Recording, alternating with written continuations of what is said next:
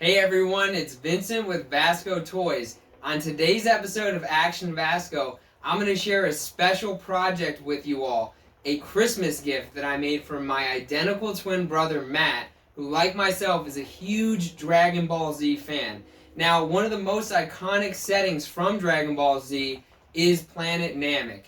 And my brother collects Figuarts standard model kits. In fact, I think he might have all the model kits that have been released so far. And he also has an IKEA Detolf. So I made him this Namek diorama to fit a Detolf so that he can display Goku, Frieza, and everybody else that he wants right in his display cabinet. Let's check it out.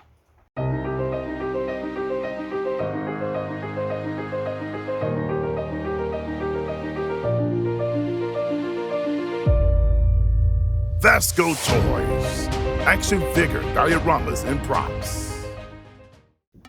The dimensions of this diorama, because it's an IKEA Detolf diorama, are 14 inches wide and 13 inches deep from front to back. And as far as the height goes, this is, I think, around to the top point, which is the tree, around 12 inches, and a Detolf will fit up to 15 inches. That's the maximum height. So this will definitely fit into a Detolf. And I'm going to show you guys a couple of different parts of this diorama specifically. But first I want to show you that this is there's three sides to this that are visibly finished. So you have the front side, which we're looking at right now. And then we have this side and this side as well. And for right now, this tree is wobbling because I'm not going to ship the tree glued in. I'm going to give instructions to my brother on how to get that glued in so that he can have that in his display. But for right now, I don't want it glued in, so that's why that's like that. But here's the third side, and again, here's how it looks in the front. Let's take a look at some of the specifics. So the way I see it, there are four main components to this diorama, and we'll talk about each one of them. The first is, starting in the front, the water. The second is the sculpted rock. The third is the Namekian grass, and the fourth is the tree. So I'm going to start out with the rock sculpting, and I'm going to move the tree out of here just so it doesn't distract.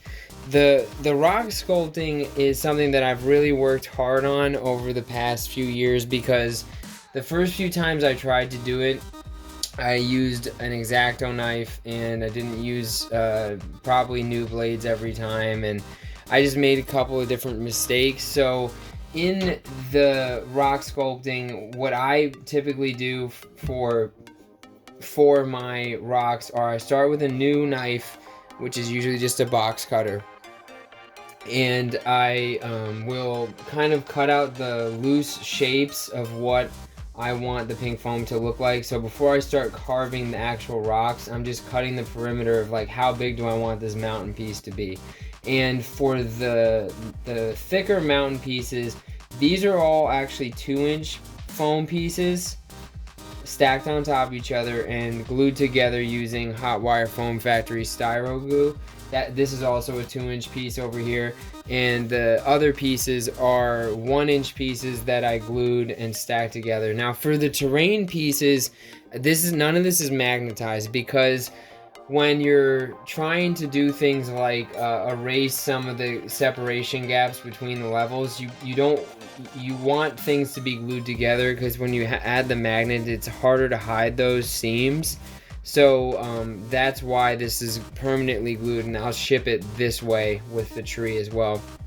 So the rocks, it's really important to try not to make squares out of everything. So what I did here was, it did start as a square, then I started cutting some of this area away, and then I got in there and tried to make some differentiating sculpture marks on the rock. So another thing too to do is not just have rock formations up and down. So this one kind of goes diagonally to the side, and then I have some different things going on, like for example here there's some different type of rock formation than the rest of this, which I think adds a little bit to the piece so it doesn't look all one-sided. And then working the angles a little bit, so these you'll notice are going sort of in a diagonal pattern, while some of these are going straight, some of them are going horizontal. And so that's the main structure part of the rock formation. Then what I did was I did cut out some smaller rocks and I did hot glue them into place just to add a little bit, because if you're looking at Namekian terrain, there are so many great examples in the anime and the manga. They have some really distinct rocks, and there's all kinds of just like beautiful terrain in that on planet Namek. So that's what I was trying to achieve here. Now I just want to talk a little bit about the Namekian grass. And this is something that, this is the first time I actually did the grass this particular way in this project. In the past, what I tried to do was use some regular blended turf or flock, which came in grass green, and I tried to apply that to the base. After I painted the rock formation, I tried to apply it, and then I tried to let that dry with my Mod Podge solution, and I tried to paint this or paint the flock blue Namekian grass color. And it worked okay, but there were always little fragments of green that were stuck on that I couldn't manage to get off, and it always really bothered me on the first two pieces that I did. So this I actually looked into. I'm going to show you guys what this is. Basically, I was given some blue sand that was pretty close in color that I just started with, and I think you can actually get this product at Michael's. I'm going to show you guys.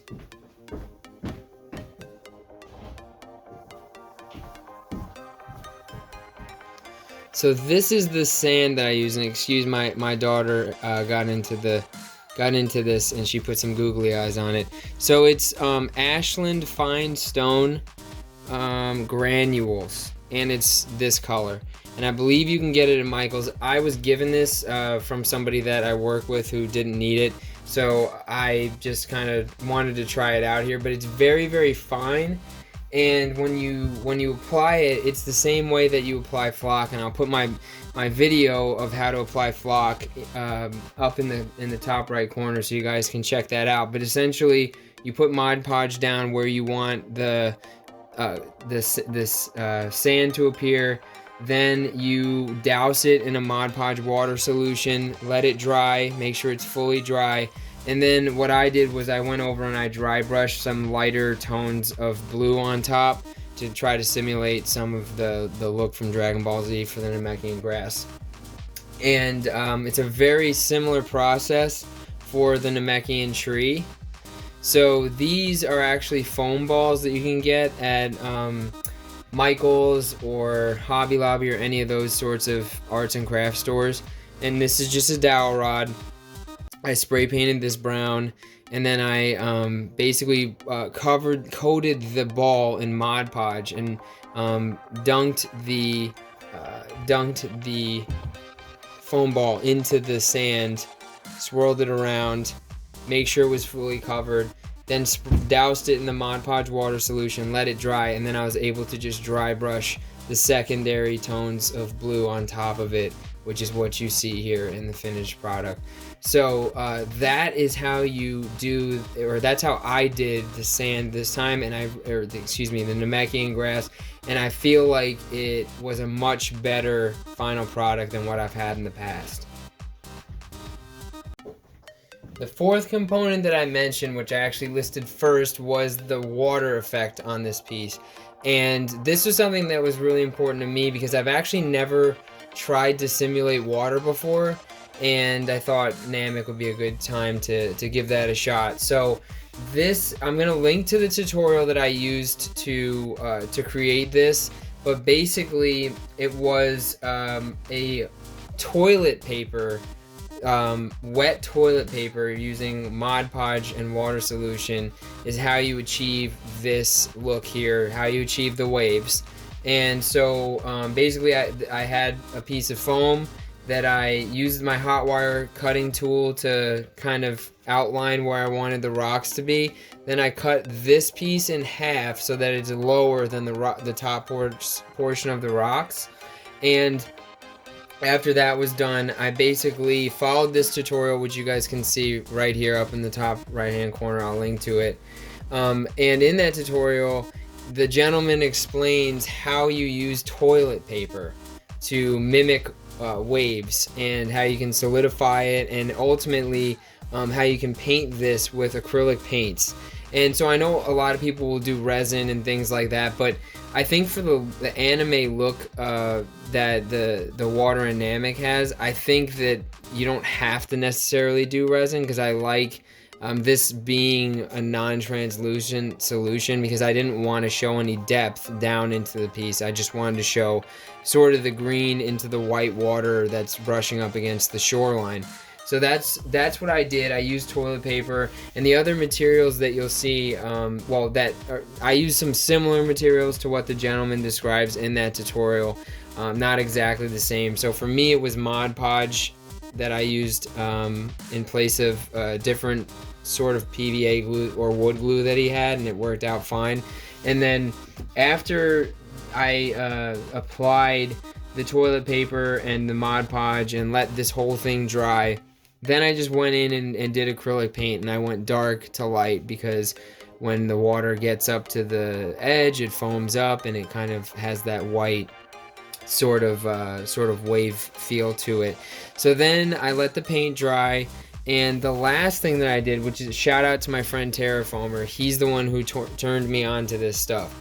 This is Liquitex acrylic mediums gloss medium, and I got this at Hobby Lobby. It was it's not cheap, $20, but I know I'm going to be using this stuff quite frequently in the future now that I know how to use it.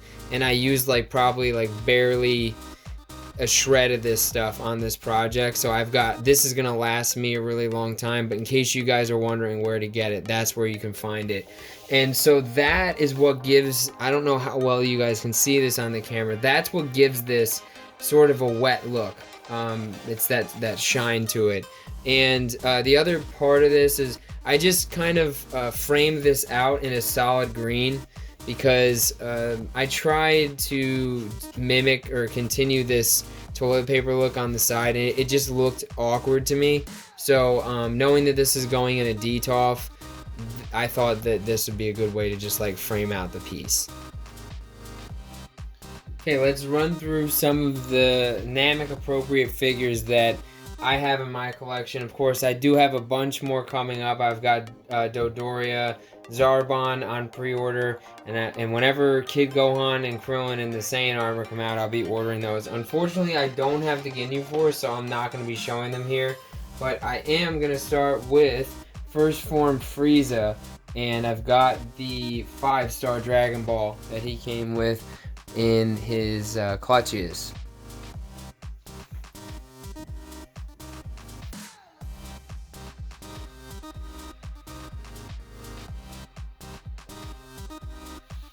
Next, I'm going to add in Kid Gohan.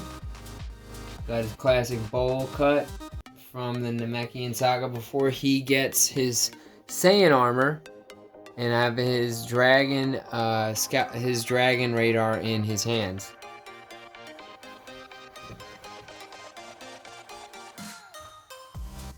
Next, we'll go with the proud Namekian himself, the 2.0 Piccolo figure, which I love.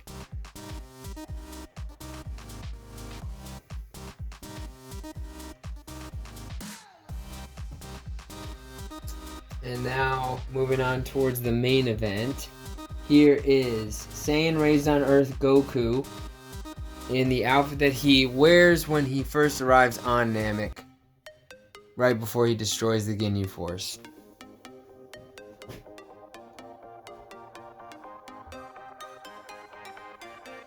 And, of course, you've got to get your final form Frieza in there.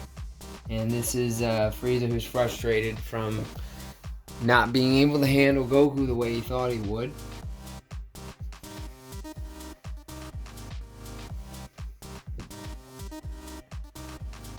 And last but definitely not least, Super Saiyan Awakening Goku. From the iconic moment when he first turns Super Saiyan and defeats Frieza. Love this figure. Love the way he looks. Love everything about this version of Goku.